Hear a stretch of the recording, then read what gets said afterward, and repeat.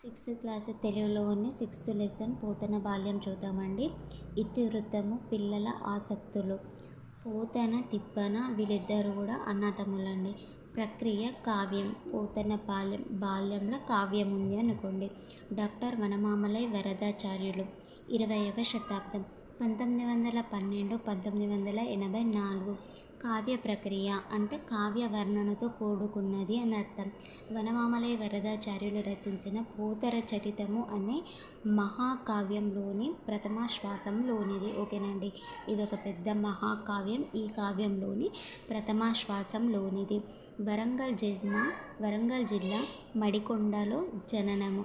మంచిర్యాల చెన్నూరులో నివాసం. బిరుదులు: అభినవ పోతన, మధుర కవి, అభినవ కాళిదాసు, కవి చక్రవర్తి. అభినవ పోతన, మధుర కవి, అభినవ కాళిదాసు, కవి చక్రవర్తి. ఇవన్నీ కూడా వనమామలై వరదాచార్యుల యొక్క బిరుదులండి.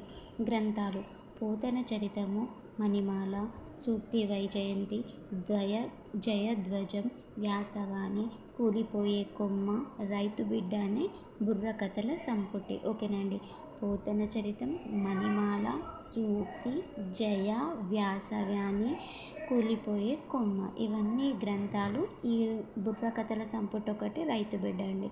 ఆంధ్రప్రదేశ్ సాహిత్య అకాడమీ పురస్కారం, వారణాసి వారి విద్యా వాచస్పతి పురస్కారాలు వనమామలై వరదాచార్యులు అందుకున్నారు. వారణాసి విద్యా వాచస్పతి వనమామలై.